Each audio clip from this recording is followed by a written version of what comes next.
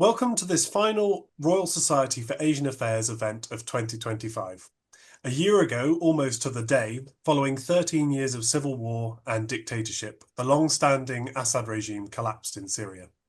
This marked the end of 54 years of Assad family rule and opened a new, cautiously optimistic chapter in Syria's history. A transitional government headed by former Islamist fighter and Jamaat al-Nusra founder Ahmed al-Shara has taken charge of the country and has been working to establish its legitimacy and authority, both domestically and internationally. Today, we are extremely fortunate to have leading Syria expert Charles Lister join us to discuss the developments of the past 12 months, what positive developments have taken place, the challenges still facing the country, and what direction Syria may be heading in. Mazen Gharibah will be hosting today's event and moderating the Q&A. Mazen is a Syrian academic and political activist. He currently works as a policy researcher at the Conflict and Civicness Research Group and the Middle East Centre at the London School of Economics, in addition to being a lecturer in development and conflict studies at the same university. He has previously worked as a consultant for several international and Syrian organisations, specialising in governance, development and advocacy. He holds an MA in Governance, Development and Public Policy from the University of Sussex and is currently studying for a PhD in Social Policy at the LSE. Following Charles's talk, there'll be time for questions, which Mazen will moderate, so please do use the Q&A function at the bottom of your screen if you'd like to ask a question. But without further ado, I will now hand over to Mazen to say a bit more about today's topic and to introduce our speaker. Thank you so much, Charlie, and for the Royal Society of Asian Affairs. It's truly an honor to be here with all of you, and it's also sharing a panel with a dear colleague and a leading Syrian expert, Charles Lister. Let me first introduce Charles. Charles is a senior fellow and the director of the Syria Initiative at the Middle East Institute, where he focuses on Syria, terrorism, and insurgency across the Levant. His work also covers broader regional security dynamics and the evolution of jihadist movements, including Al-Qaeda, the Islamic State, ISIS. Charles is also a founder of the Syria Weekly, which is a channel I highly recommend all of you to subscribe to. It's if you want to keep up to date on everything related to Syria. Charles is also a consultant to the United Nations International Impartial and Independent Mechanism, IIIM, and also serves as an expert witness and advisor on counterterrorism for US, European, and Australian law enforcement and judicial bodies. So from this brief bio, you know that Charles is the right person to host this evening. Charles is also the author of many books and journal articles, including The Syrian Jihad, Al-Qaeda, the Islamic State, and the Evolution of an Insurgency, published in 2016. Another book, The Islamic State, A Brief Introduction, published by Brookings Press on 2015. And of course, the editor of the Winning the Battle, Losing the War, Addressing the Drivers of Non-State Armed Actors and Extremist Groups, published in 2019. And I know that Charles is working on another book, which hopefully will be published soon with Oxford University Press related to Syria. So I'm looking forward to that. Charles, you visited Syria after the fall of Assad, the happiest day of my life, and I imagine the happiest day of many Syrians' life. And you've been excessively writing on Syria and following the Syrian context, writing on non-state armed actors, including HTS, the evolution of HTS, and you've been also writing on the current dynamics, the fragility of the transition period. We would love to hear your insights, your reflections, on what's happening now in the post-Assad Syria. I would also love to hear your personal reflections based on your interaction with the current leadership and interaction with the Syrian community at large. So the floor is yours, Charles. Great, thank you so much, Mazen. Thanks for the very kind introduction. I feel like we could very easily flip roles here, so it's an honor to be alongside you here and of course in conversation in a little bit. So thank you so much for the introduction, and of course to the Royal Society for having us today. So hopefully you can see the slides. I'm technically terrible at putting these things up, but hopefully that's working now. So I'm going to try and aim for about 30 minutes. If I overspeak, feel free to shout at me and I'll close things out. So as Charlie's introduction and as Mazen said, Syria has been through profound change in the past 13 months now. Of course, yesterday was the day, December the 8th of, as we now know, Liberation Day in Syria. So Syria was the scene of extraordinary celebrations across the country yesterday, marking the 1-year anniversary of the downfall of Bashar al-Assad's regime, which, again, as Charlie said, had been around for nearly 54 years.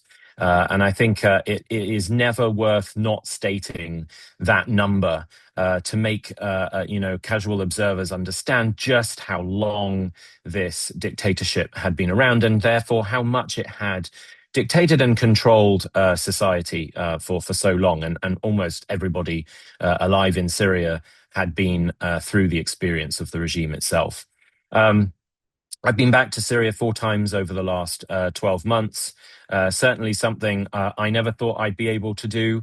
Extraordinary and enlightening experience. And every single trip over these months has been different, which I think tells you just how fast-paced the current transition is, in good ways and in some bad ways, or at least some challenging ways. But it is a very, very fluid and fast-moving situation inside the country. The first thing I'll stick with is a very big picture look at where we are today and trying to frame how we, as observers on the inside or the outside, make up our own minds about where things are, where things look to be going, and how we judge that process. And it is a process.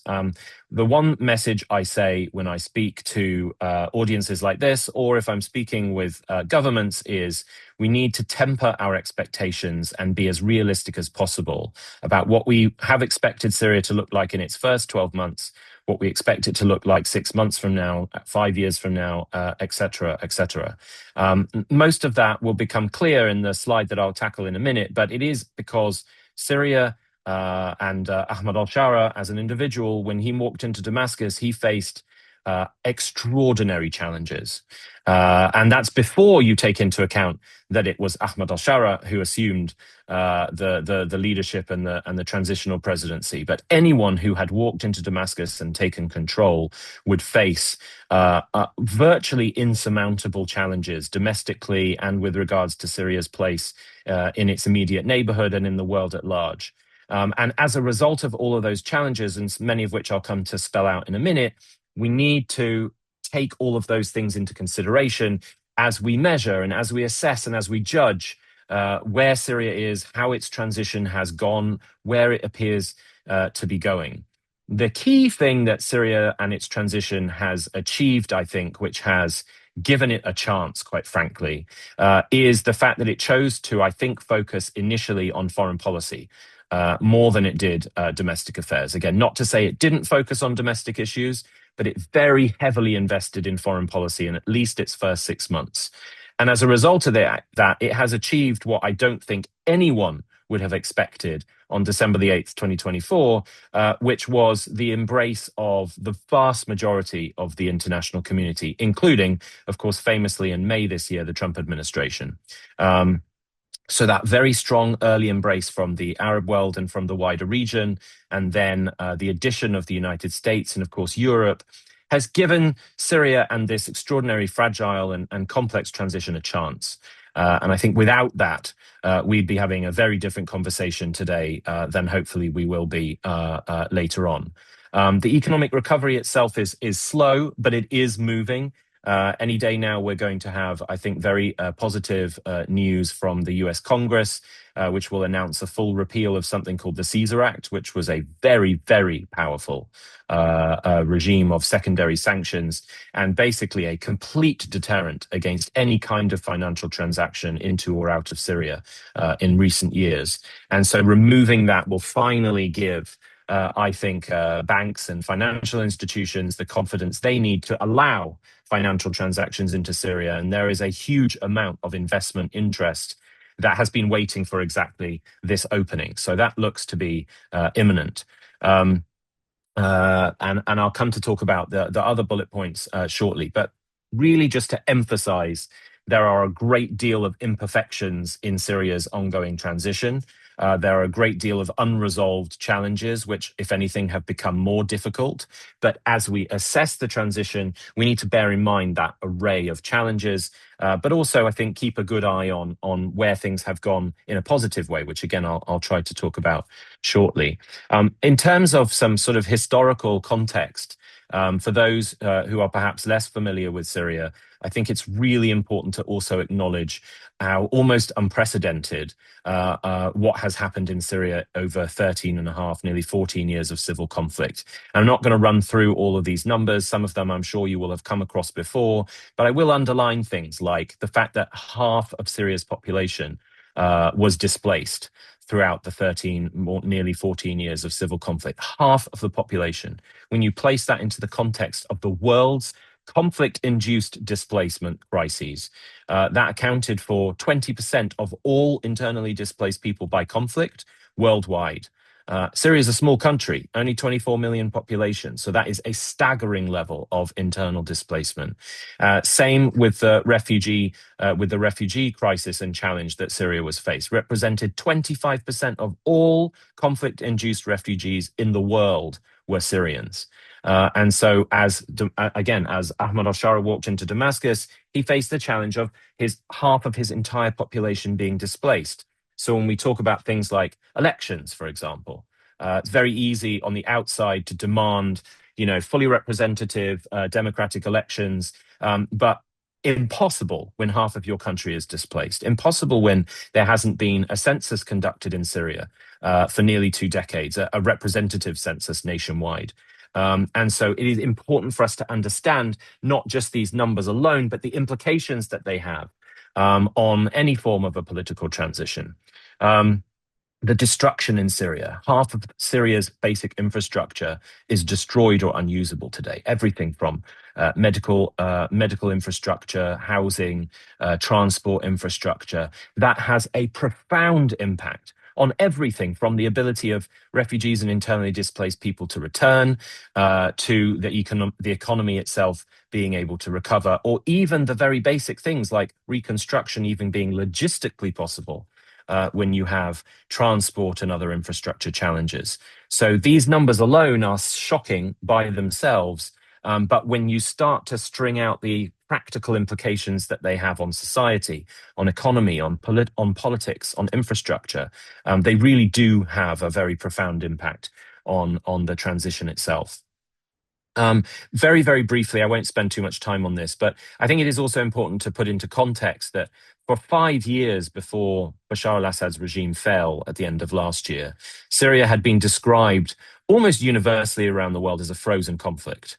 Now, it was frozen in the sense that the map you can see here, which says that it was from the end of 2022, but actually the lines on this map did not change from the beginning of 2020 until the end of last year, so nearly 5 years. So the lines of the map did not change. So yes, in that sense, it was a frozen conflict. What the world missed, or perhaps I would say chose not to acknowledge and to play into their assessments on Syria, was that inside the country, the conflict was anything but frozen. It was hot. It was a hot conflict in virtually every corner of the country, internally within all these different colored regions of the map, but also across the different contested lines of control. And as we went from 2020 through to the end of 2024, in the most sensitive hotspots, that conflict was heating up increasingly. And that was very much, I think I would say now, missed by the international community at government levels, who basically written off the idea that anything in Syria was ever going to change. The line, Assad has won, there's nothing we can do about it, or the line that, the days of demanding Assad's downfall are long gone, so we have to move on from that, were standard practice from leaders and policymakers the world over. But what was missed was the sort of micro details of what was happening across the country. So if there's a lesson to take away as both observers or as analysts or even as government officials, it is that the details on the ground matter far, far more than what look like general trends in terms of trying to determine what's next. And inside Syria today, in transition, equally, those small details matter a lot more, I would say, than some of the bigger trends or impressions that are perhaps easier to take away. And I'm going to try and sort of insert some of those more granular analyses into how we assess the ongoing transition. Equally, I think interesting, but also important for how we measure where things are going, is to acknowledge that over that 5-year, quote unquote, frozen conflict period, what was happening in Syria, we basically saw two different kind of tracks or trajectories or paths being trodden by different sides. And I don't have the time, as I might normally in longer speeches here, to go into lots of detail about this. But in short, the regime, as a result primarily of financial collapse, the absolute collapse of the currency and the economy, the regime increasingly, and particularly from 2019 and 2020, the ties of loyalty that the regime had long relied upon, not just to its military and security elite, but also to the business elite, the political elite, and lots of the social elite, those ties of loyalty began to fray and eventually, I think, almost dissolve by the impact of organized crime that basically came to rule the economy inside regime-held areas.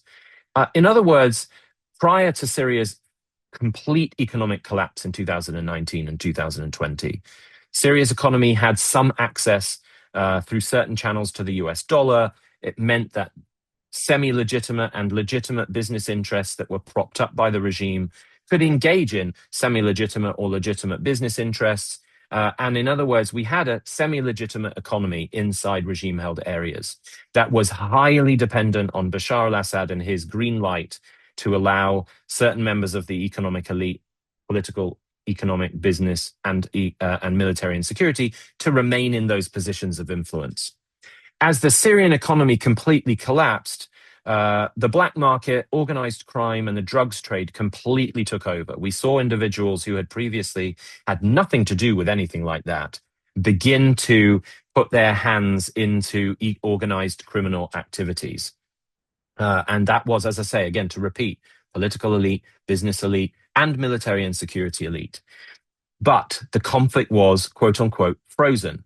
So those ties of loyalty were not challenged throughout this fundamental period of change inside regime-held Syria until late November 2024, when we saw those ties of loyalty challenged fundamentally with what initially was not a gigantic military offensive on November the 27th last year. I mean, initially, its only objective was to take control of the countryside west of Aleppo city, where there was a string of regime artillery positions that had been pounding northwestern Syria for the last several years. That was the only goal of the military offensive that was launched on November the 27th last year. It did not aim to take over Syria, but that fraying and dissolution of ties of loyalty was suddenly and very dramatically revealed when those lines of control were, for the first time in nearly 5 years, challenged.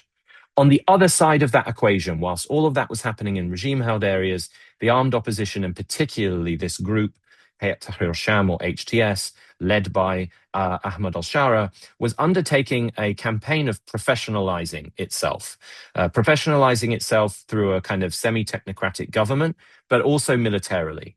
And it was the military professionalization that really had a very significant impact in the first couple of days of their military offensive that they launched at the end of last year. So much so, and to sort of generalize, over more than a decade of conflict inside Syria, fighting would stop when the sun went down, because no one had any real nighttime fighting capabilities. So on that first day, November the 27th, it was very, very significant, heavy fighting with significant casualties on the western countryside of Aleppo, where the lines of control changed very little in that first 12 hours of fighting from dawn until dusk. As the sun went down, HTS sent in a unit that they had established that was only intended to fight at night. Every single fighter had, nighttime goggles on their helmets. Every single rifle, RPG, anti-tank missile system all had nighttime scopes. That unit went in and just marched forward. Regime forces, the Russians, the Iranians, and Hezbollah, all of whom were on those front lines, had no capacity to defend nighttime fighting from HTS.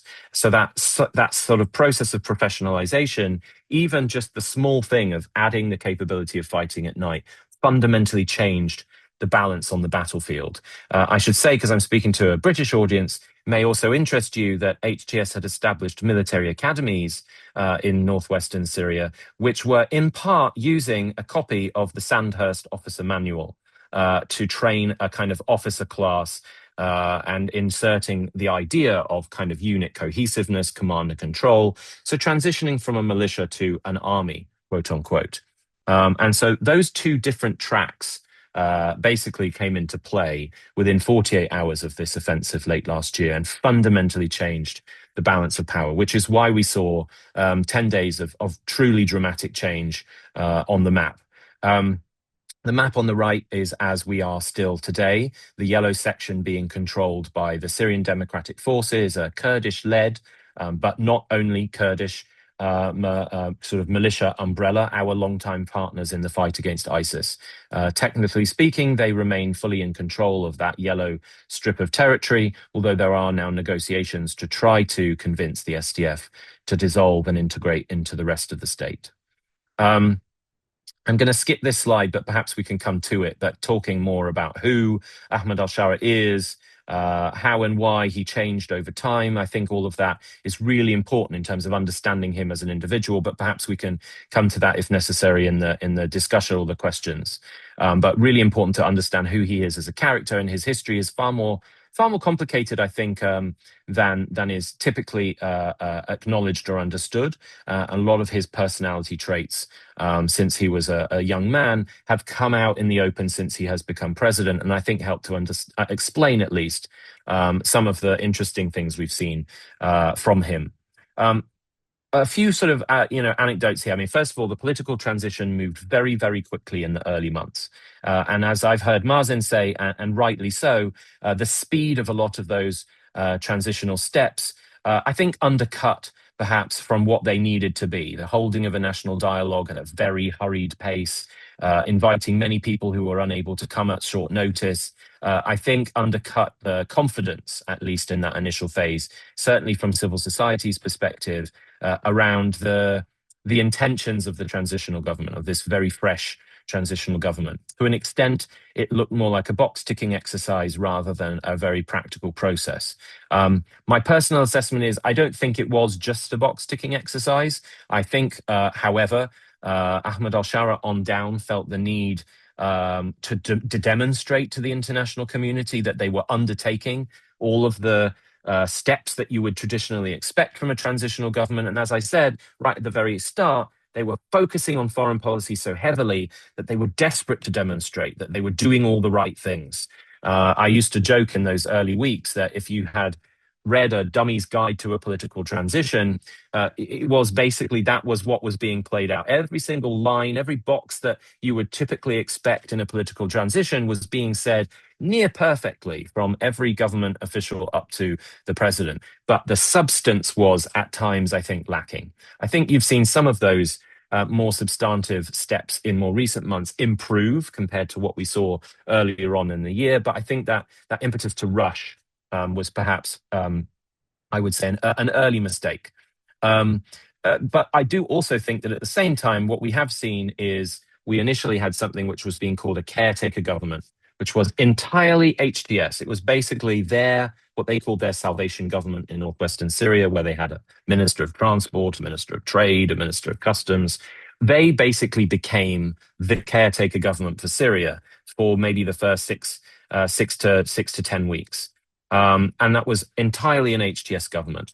By the time we got to March this year, we had the formation of a transitional government. You can see a sort of condensed picture of them on the bottom left of the screen here. I think it's really important to note that we went from having a 22-member, all from HTS, caretaker government to a transitional government in which only 4 of 24 cabinet ministers were from HTS. So in theory, we saw a very significant widening and, frankly, professionalization at the minister level. The vast majority of ministers now have been educated in the United States or in Europe. They come from international backgrounds, and they are genuinely technocrats. They know what they're doing. They are from the businesses or backgrounds that they are now representing within ministries. So a significant improvement in that 3-month period in terms of the makeup of the government.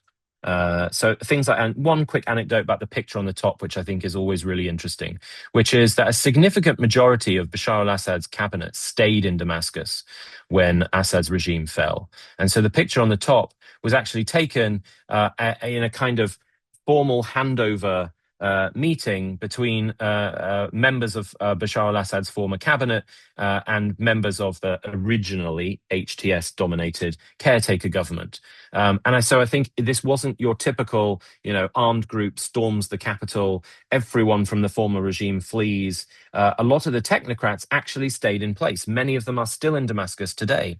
And so in some respects, when it comes to that more technocratic side of things, there was much more of a civil and straightforward handover, which I think sort of set the tone a little bit in terms of the ability of a very early transitional government to take root and without the kind of instability that I think you might have otherwise expected from post-Civil War situations like Syria. We've seen an unprecedented, genuinely completely unprecedented rush by the international community to Damascus. There is no case study anywhere in a post-conflict world where so many countries, at my count, nearly 80 countries, have traveled to Damascus at government level to engage with the transitional government. A sort of stunning rush to Damascus, which I think explains or is illustrated by the fact that the world sees change in Syria as genuinely a historic opportunity. For decades, Syria to the world meant little more than threats, the exporting of instability, corruption, organized crime, terrorism at times. And so the prospect of flipping that on its head, the long-time saying in Syria, what happens in Syria never stays in Syria. That rule always meant bad things. The prospect of flipping that on its head and turning those bad things into good things, what happens in Syria never stays in Syria, is why we've seen such a rush to Damascus. My last trip, I discovered that in fact, that number, nearly 80 governments, that is more. So Damascus has seen a greater number of government delegations from a greater number of countries around the world in 12 months than Syria under the Assads did in 5 decades. So placed in context of Syria and Syria's historical context, a genuinely stunning rush of international engagement, which of course has seen Syria very much integrated into the international community after several decades of being an international pariah. Briefly on a few security things, because I think when we're assessing where Syria's transition is going, fundamentally security issues are going to be what determines whether or not Syria can hold it together and continue to move forward. And I think that the 2 spikes on the chart here, and I should say all of this comes from data from the Syria Weekly publication that I run.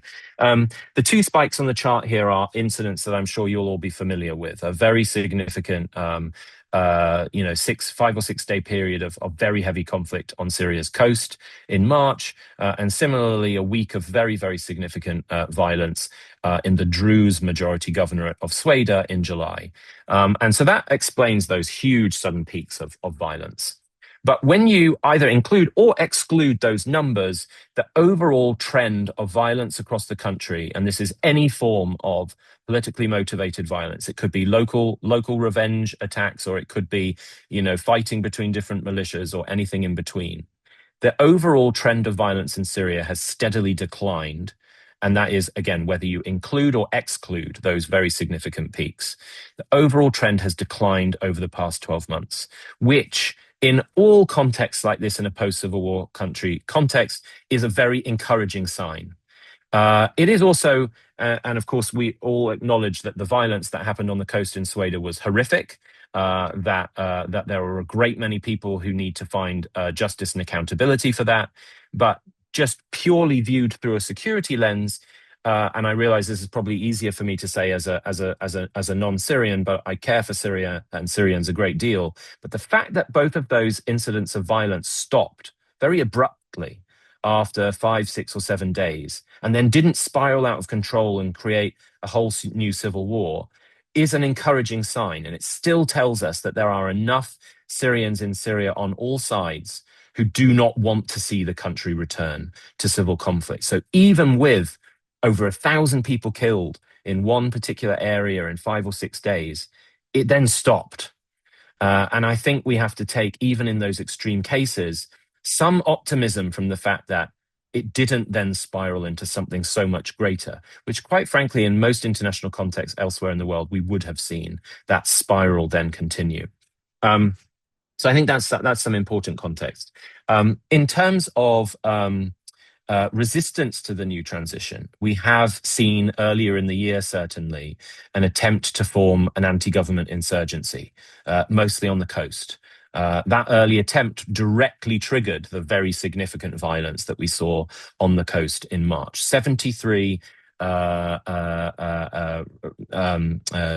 attacks by anti-government insurgents in the space of about 4 or 5 hours against virtually every government military position on the coast. An extraordinary sudden explosion of insurgent violence with very clear external backing, which much of which was not publicized at the time by the decision of the government in Damascus, but very clear signs of Iranian and/or Hezbollah backing to that initial insurgent push. But since then, as you can see on the chart, it's very much diminished. So again, on a security level, it's not that it's totally disappeared, but in Iraq, for example, in 2003, we would have seen big spikes like that, and it only got worse with time. In 12 months, we've seen it decline, which again, on a security level, I think is an encouraging sign. So again, not that it's disappeared, but that it has declined. One thing which I think doesn't get anywhere near the acknowledgement that it deserves is that Syria is now the world's biggest unexploded ordnance challenge in terms of unexploded munitions and landmines. Syria completely wipes off the map any other comparative UXO challenge around the world. And more than 600 Syrians have been killed by unexploded munitions in the past 12 months, which also blows out of the water any comparative example anywhere else in the world. To give you an anecdotal example, I'm sure many of you will have heard of the sort of ancient city of Palmyra and the ancient ruins of Palmyra. The Ministry of Defense in Syria has cleared around 35,000 landmines in the desert around Palmyra in the last 9 months. 35,000. They estimate that there may be as much as 300,000 more just in the desert outside Palmyra. And it has taken them 9 months to deal with 35,000. So that gives you just a little snapshot when you then zoom out and compare. That's just one small city in all of Syria. It gives you a little bit of a window into just how significant a challenge this is. And why do I highlight it? Because UXO challenges are typically in rural areas. Rural areas are typically where most displaced people have fled from. Rural areas are where many displaced are seeking to return. And so this is impeding or deterring refugee and internally displaced people from returning. It is definitely preventing significant obstacles to local economies in rural areas from being able to get back on their feet. It is a huge impediment to the agricultural sector in Syria. Fields all across the country are ridden with landmines and unexploded munitions. And so challenges like this that don't get significant public attention have a fundamental role to play in giving transitional processes like economic recovery and refugee return a chance to make real progress. And that gives you, another window into the distribution of the UXO challenge in Syria. Finally, the issue of ISIS, which of course has been a topic of huge focus and attention for the international community for a long time. Long story short here, ISIS took a huge hit when Bashar al-Assad's regime fell. For years, ISIS's greatest source of recruitment or justification for recruitment in Syria was based, frankly, on the idea that there was just no light at the end of the tunnel in Syria, and that there was no other actor out there who was seeking to transform the situation, including by fighting the regime. And you can see that dramatic dip in ISIS attacks that developed from December into January, 11 or 12 months ago. Huge dramatic dip. But we have also seen those attacks recover over time. The worrying thing on the ISIS side of things is that they are now operating along two tracks of activity.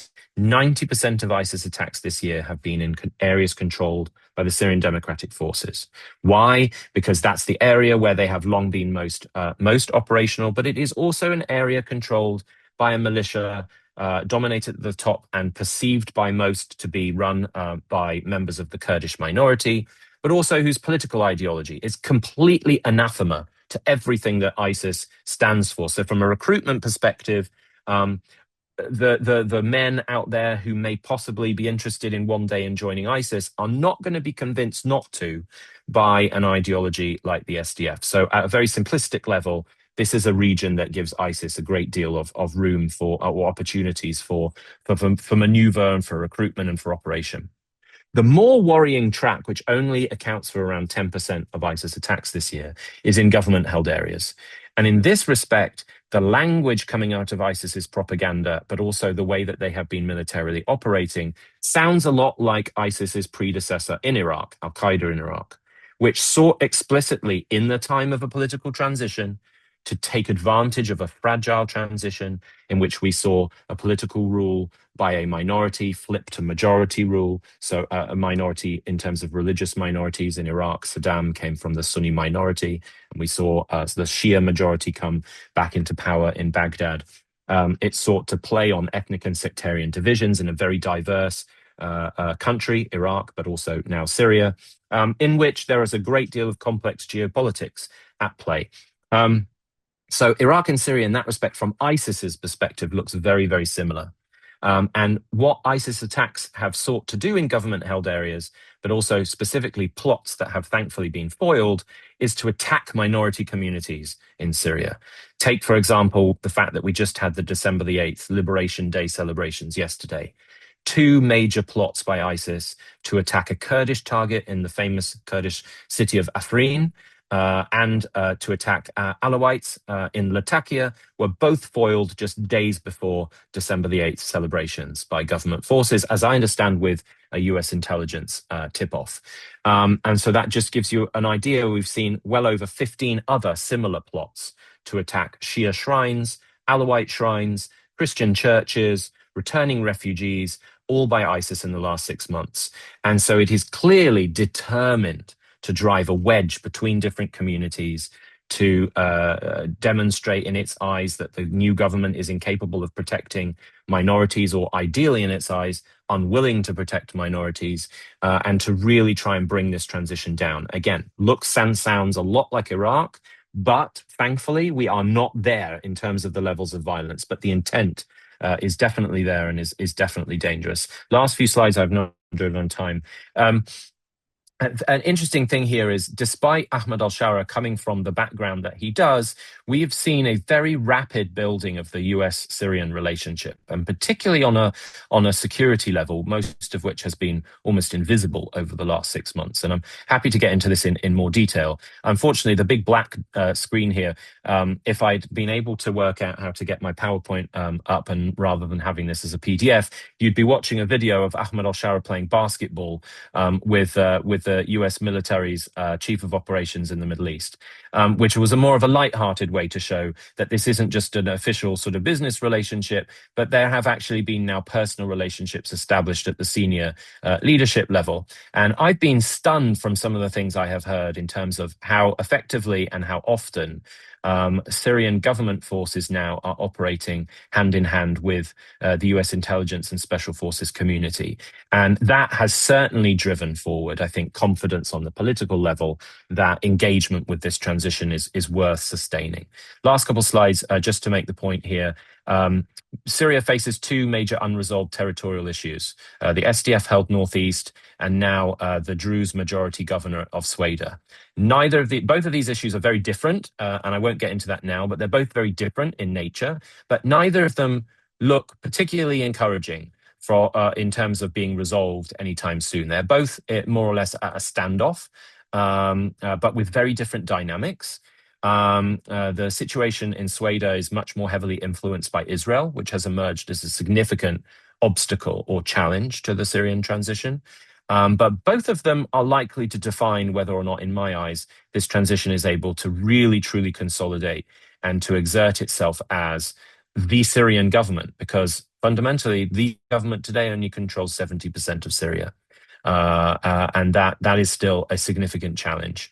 And so these are going to be, I think, very determinative in this second year of the transition as to how much stability and sustained consolidated stability we can expect. And then finally, I think this is the last slide, or nearly. Yeah, I'll end here. Is on Israel-Syria relations. It's an unfortunate reality that when Bashar al-Assad's regime fell, and in the 12 months since, basically, there are only two governments in the world who have taken a stance against the new Syrian government. Israel, very overtly, mostly through military action and the occupation of new territory, and Iran, almost entirely covertly, by trying at times to support an anti-government insurgency, but also pushing a huge disinformation campaign inside Syria. So somewhat ironic, considering the events that we've seen take place throughout the Middle East over the past couple of years, that the region's two greatest adversaries are actually both now trying to destabilize Syria's transition. Makes no sense to me. Certainly the Israeli calculation doesn't appear very strategic. It's much more tactical. And there's a great risk that Israel's increasing military activities are going to create a self-fulfilling prophecy. What do I mean by that? In the last 12 months, we've seen over 1,000 Israeli air and artillery strikes in Syria. We've seen nearly 700 ground incursions into Syrian-controlled territory, and we've seen the occupation of 200 additional square kilometers of Syrian land. In all of that time, Syrian government forces at any level have responded 0 times. So the self-fulfilling prophecy I'm talking about here is the more that these Israeli military actions continue, there is a greater risk that at some point something's going to snap. And I know firsthand from very high levels in Damascus that they are finding it increasingly difficult to justify to the population why they are not doing anything to defend Syrian citizens from increasingly violent and deadly, as we've seen in recent weeks, deadly Israeli actions. And that is going to be an enormous challenge going forward. The Americans have attempted to mediate talks, but those talks haven't unfortunately made any real substantive progress yet. Let me end on that. There's, I'm sure, lots of things we can dive into, and I'll close out my slides. Thank you so much, Charles. That was really informative, and I would say comprehensive overview of the current situation. Every time I start writing a question, you discuss this question in your next slide. So I believe this was very comprehensive overview. I also received some very good questions, provocative questions from the attendees. I encourage also our colleagues to submit more questions and to pick Charles' brain on the things that he discussed. But I'll start by a question from myself first. So I'm often asked about the main priorities in Syria today, and for me there are two: the economy and the security sector. I would like to ask you about the latter, given the current fragility of the social cohesion in the country, especially in light of the recent extrajudicial killings and massacres in the Alawite majority coastal areas and the Druze majority governorate of Suwaida, which involved both state and non-state armed actors, including general security forces, Druze local militias, and tribal militias as well. So in your view, what should be done in terms of security sector reform? And do you think that the transition authorities have been doing enough in terms of SSR and TTR? Yeah, so great question, which is difficult to answer in a very brief time because it's so complicated. I mean, but the first thing to say is on a security, on the level of sort of Syria's security forces, we first need to draw a distinction between the two different entities, the Ministry of Defense and the Ministry of Interior. Both are somewhat complex. The Ministry of Defense, I think, is far more complicated. Ministry of Defense has basically become the umbrella under which Syria's civil conflict era militias or factions were folded into. So the MOD is where the broad spectrum of, HTS, Islamist factions, the Syrian National Army, which was the Turkish-backed umbrella, the remnants of the Free Syrian Army, are all basically under, with one exception, which I can come to, are all basically under the MOD. The Ministry of Defense, in the early phases of Syria's transition, was the force that responded to security incidents or security challenges. They were also the force that controlled checkpoints all across the country. So, for example, when we talk about the violence on the coast in March, it was the MOD that was deployed alongside HTS's special forces to immediately respond to that massive explosion of insurgent attacks But then, of course, it was MOD factions that were then very much driving the atrocities that then happened against Alawite communities. Very early, I mean, right from the very beginning, it was very clear, I think, to the transition that this DDR process, the idea of dissolving, offering people the chance to disarm, but also giving them a chance to enlist within the new armed forces, was a process that was going to take a long time and was going to be very difficult and very complicated. These factions have been around, many of them, for a decade. They have their own leaderships, they have their own interests, they have their own relationships, they have their own agendas. And so the idea of dissolving all of those things in short order and creating one single chain of command was never going to be an easy proposition. I think what the coastal violence showed particularly was that it had not been achieved in 3 months, and that in many ways the Ministry of Defence was likely to be more of a problem than a solution in terms of dealing with domestic challenges. And so by the time that the violence in Sweden happened, we were in a place where much of the MOD was being, in a very general sense, being put into bases under division controls, under being given, rudimentary extra training programs, and they were starting to receive salaries. So the MOD played some role when it came to July and the violence in Sweden, but much less of one than we saw on the coast when really they were the primary player. And so I say all of this to say we've been in a process over the last 12 months where the Ministry of Interior has increasingly emerged as what it should be in the context of any other country around the world where they have an MOI, becoming the primary security player responsible for security issues inside of the country. Now, the MOI is not, like the MOD, an umbrella into which all these armed factions have melted into. And that has been to its benefit. And over this 12 months, looking throughout the 12 months, the fact that the MOI has now become the primary player responsible for checkpoints where they exist, and there are much less checkpoints today than there were, 6 months ago or 9 months ago, but where they exist, they're under MOI control.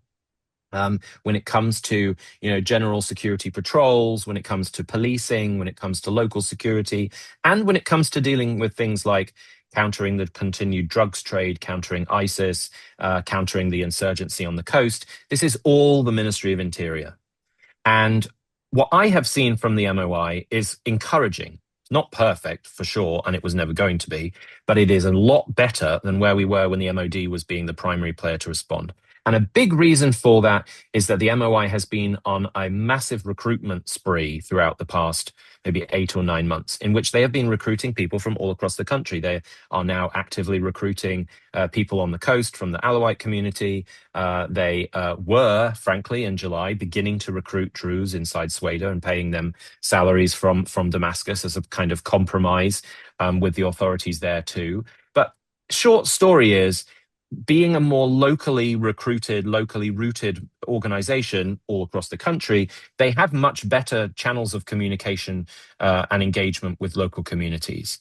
And the anecdote using data, very solid data that I have, which tells you the story that I think we want to be able to hear now, is that in the spring of this year, the coast of Syria was, by a significant margin, the most dangerous and most violent region of Syria. And that's even if you ignored that 1 week of gigantic violence. Even if you ignored that, it was the most violent region of Syria by a significant margin. Today, it's the most peaceful and the most stable.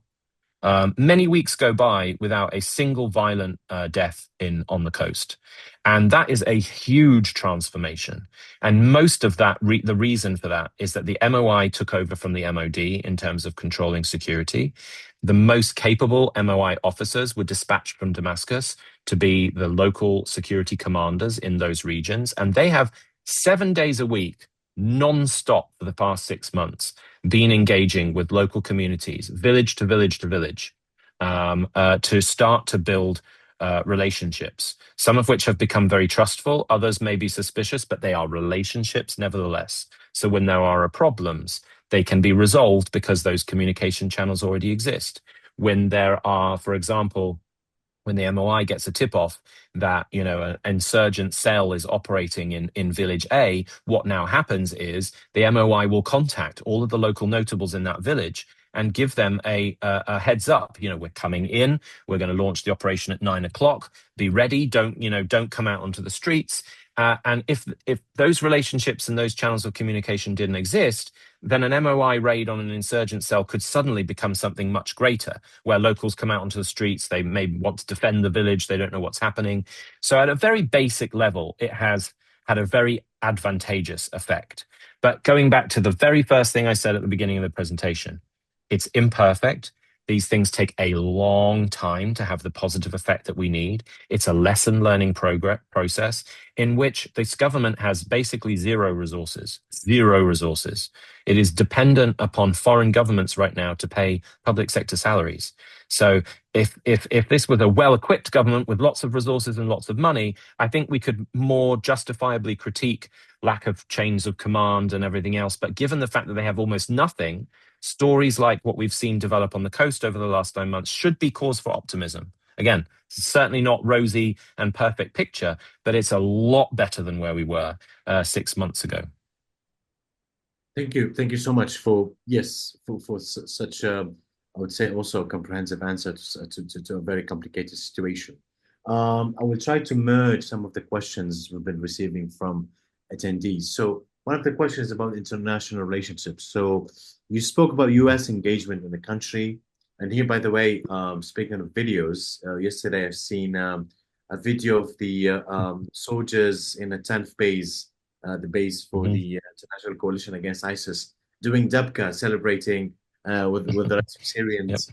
Yep. There was the heartwarming video of American soldiers doing Dabka in 10th base. So the question is about the Chinese role. So what role, if any, are the Chinese playing in relationship to Syria? Good question. I think that the Chinese have been slower to engage than some of their kind of great power rivals. Certainly slower than the US, certainly a lot slower than the Russians. And there's very interesting stories to tell around the Russian side of things. But the Chinese have been a bit slower. They're clearly focused much more on investment prospects than they are in diplomacy or political relationships. There have been a whole bunch of Chinese business delegations, some coming from government sort of linked individuals and entities, many from the private sector that have come into Syria over the past, I would say, at least the past 6 months. Their primary areas of interest are, sort of big industry and factories. The railway network, which won't surprise anyone. The railway network is something that's been of great interest to them, as well as ports and free trade zones, establishing businesses or investing in businesses in free trade zones along Syria's various borders. So that's been their primary area of potential interest. We haven't seen a great deal of investment yet. And I think, when I'm certainly not a China expert, but I think it's safe to say that when you look at how China has operated elsewhere around the world, they're typically pretty risk averse until they feel like they can be confident in an investment environment being truly stable and consolidated and strategically safe area for investment. They typically won't do big scale stuff.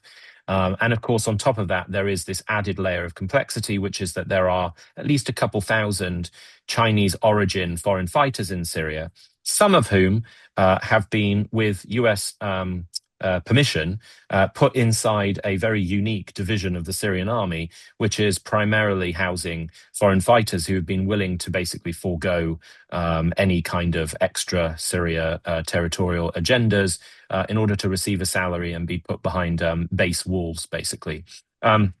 And for that's a significant ongoing source of Chinese concern, although it is also something that appears to have been resolved, mostly in terms of the diplomatic level, in recent talks mediated by the US within the UN. Thank you so much, Charles. Also, I received 3 or 4 questions about the economy. So, what is the new government? How is the new government approaching economic reform and economic reconstruction? Is there's a question about normal commercial activity and investment requires the rule of law. Is this being developed? the principle of rule of law, is it being implemented? How the current government are trying to prevent abuses of power, to address the issue of corruption. So how do you see the current approach to the economic reform and reconstruction, Syria? Yeah, this is definitely a very complicated issue. I mean, I think there's been some media reporting to suggest that we've started to see a kind of shadow leadership emerge, controlling key arms of the economy, controlling the investment fund. I think that in reality, knowing many of the names who have been mentioned in those reports, there was some truth to that very early on, although a good deal of that is beginning to change in the last recent weeks. In fact, without revealing specifics that I probably shouldn't, there are a few very significant individuals who had been allegedly given these kinds of roles in which corruption could very quickly become a problem, who are now being moved out of those roles. So I think in that initial kind of post-conflict environment, there was an impetus by some to try and keep loyalists in these powerful places. To ensure that loyalists were in the roles in which, I mean, there was a whole committee established to remove assets from Syrian regime elite figures. And that committee was very much controlled by loyalists close to Ahmed al-Shara. Some of those individuals were then put inside the kind of committees of the Syrian Investment Fund. But as I understand, some of those are now being moved out because, frankly, they're not qualified to do those roles. So I think, again, we're in that place where over time, this will look more like what it should do in terms of capable technocratic people being in those positions. I mean, the Ministry of Economy and Industry is run by a longtime friend of mine, Nidal Shah, an American-educated Syrian economist. Frankly speaking, he had a ministerial role under the Assad regime for a short while before he defected and fled. Has spent significant time working in the US financial sector, Fannie Mae and other major firms, including at the New York Fed. Very well qualified for the role he's in. The central bank governor, likewise, 20-year partner at Ernst & Young and very well connected in the international financial industry. So the right people are at the right top posts. The challenge that they face isn't an inability to make decisions. It is simply a challenge of resources. The central bank governor has managed to reestablish swift communications all around the world, but the ability for money to just practically come into the central bank has until now still been deterred by the Caesar Act and US sanctions. So as I was saying earlier, hopefully we'll have good news and that will open up. But until now, individuals like this have been, had one of their hands cuffed behind their back by external measures which have limited their ability. Our arbitration mechanisms is something that a lot of investors obviously find extremely important. My understanding is that the government has a plan to use English. I forget the correct saying here, but like English arbitration law as the arbitration mechanism for investors and international businesses. That's the plan. This will all come out in the investment law that is still being, I think, finalized, but last I heard was pretty close to being completed. So the plan is to create an infrastructure and a system that is as open to facilitating investments from around the world as you can get. In, as I say, still a post-Civil War environment in which resources are minimal. So it's taken them a while to do some of this practical work. The central bank's working very closely with the French central bank and the World Bank and the IMF to work out all the reforms that they needed to undertake in order to be the entity that needs to correspond with their international counterparts.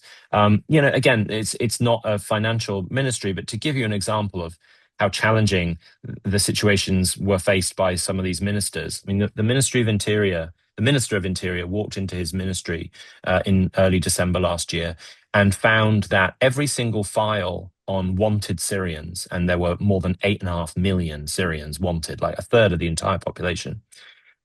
Every single one of those 8.5 million files was a piece of paperwork. It wasn't even on a computer system.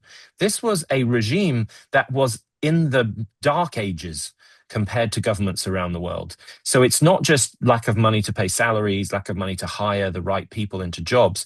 They are dealing with the most unbelievable rudimentary infrastructure within these ministries. And again, that means it's going to take time. So it's not necessarily a lack of will, but we need to be patient and provide, capacity building assistance as governments, if we can, to provide the space and the ability for these things to develop in the way they need to. Okay, I know that we almost we're almost finished, but there are a couple of questions I would also like to raise. May help our attendees one mind saying for another couple of minutes. So my next question is related to something that a lot of international kind of Western governments are now discussing, and coincidentally, I have a parliamentary session this afternoon about this specific topic, which is the return of refugees. So the question is, Sir Michael Burton asked, what is being done to encourage refugees to return? And in kind of in relation to that, there's a question about how the Syrian government is currently managing the humanitarian crisis in the country. And I believe these two questions are strongly related to each other. Yeah, they are. Well, it's difficult for a government to deal with a humanitarian crisis when, as I keep saying, it has little to no resources itself. It's even more difficult to deal with a humanitarian crisis when international donors are providing the least amount of funds to the Syrian humanitarian crisis than they ever have done. Last thing I heard was that the UN's humanitarian response fund was about 25% full from what had been promised by international donors. And so I think that we, as the international community, and I should say, you can tell from my accent that I'm British, but I am also American, and so I realize that the US has contributed significantly to the international aid crisis with the aid cuts that we saw earlier this year. But the international community still has a role to play. I think to a large extent there were many who assumed that when Assad fell, the humanitarian crisis was just going to end. It's not the case. In many ways, it has got worse because the international aid response has dwindled in the last 12 months inside Syria, and it was already at a very low point. So that's not to say that we all need to be, funding emergency aid and food baskets in Syria. But aid also comes in the form of early recovery, capacity building, and of course, reconstruction assistance and rehabilitation assistance. All of those international efforts are desperately needed at this point, and especially as we're heading into winter, where rural communities are going to be facing the very same winter hardships that they've been facing over the last 14 years, where people were dying because they were breathing in toxic fumes from burning waste because they couldn't afford or find wood to put in their fuel in their fires and everything. That's still the case today. Nothing's changed just because Bashar al-Assad's gone. So the international community has a big responsibility. In terms of refugee return, frankly, the main incentive for refugee return was the fact that Bashar al-Assad left. All foreign polling, all international polling, including by the UN, showed, I think, as far as I remember, the last UN poll showed that nearly 99% of Syrian refugees had no intention to return while Bashar al-Assad was still in power.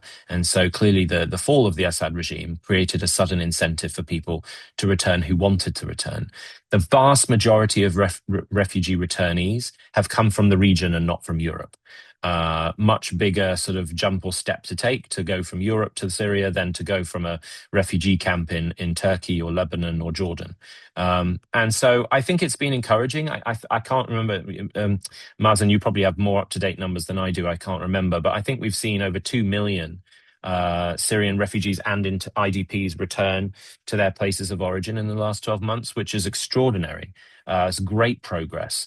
It was never going to be, all 7 million refugees returned within 12 months. It was never going to be the case. But that's a significant flow. But I would also tip that on its head and say, just remember, we should all remember, as we're calling on or expecting refugees to return, that they are still returning to a country that remains unstable, in which there's a great deal of uncertainty. But more importantly, they are returning to a country with no resources.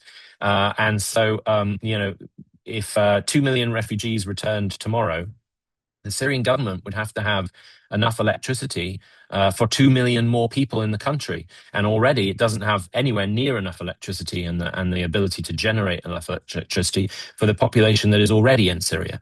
And so refugee return is also straining and adding to the challenges in some ways of Syria's recovery. So I think we need to appreciate the whole picture of this, as of course we want Syrians to be able to return. They are returning into a situation in which resources are desperately strained already. So it's a complex issue. Thank you so much, Charles, for this. And just a footnote, because I totally agree with what you said, that the most of the returnees are IDPs, so internally displaced people, and the other returnees are mainly from neighboring countries, from Lebanon, Jordan, Iraq, and Turkey, especially from Lebanon. However, there is this kind of debate whether it is actually a voluntary return from Lebanon to Syria. How voluntarily is the return when you're living in a country that you're not allowed to work, invest, buy property, or live a normal life? Would that be considered a kind of a voluntary and dignified return or not? And as Charles said, of course, pointed out, there's this humanitarian crisis, housing crisis, security situation that is actually preventing many Syrians from returning. On that note, thank you so much, Charles, really, for your insights and reflections. And thanks everyone for your thoughtful and provocative questions. And of course, many thanks to the to RSAA, to the Royal Society of Asian Affairs, for hosting this conversation in Syria. It's time for us to wrap up. And I would like to, if you'd like to keep following developments in Syria, you can always subscribe to Syria Weekly. Over to you, Charlie. Thank you, Mazen. Thank you very much for taking the time to moderate today. And thank you, Charles, for all of your insights. I think that you've done a really good job of laying out an extremely complex situation and all the moving parts. Yeah, as Mazen said, sign up to Syria Weekly to keep an eye on what's going to come next. So that brings us to the end of the RSA's lecture schedule for 2025. But please do visit our website to see what events we have coming up in the new year. We're going to start on the 21st of January with an event on Hindu nationalism and India under Narendra Modi. So that will be another interesting and very complex topic to talk about. So all that remains for me to say is to say a big thank you again to our speaker and to our moderator and to the audience for all your questions. And I wish you all a very, very happy Christmas and New Year when it comes around.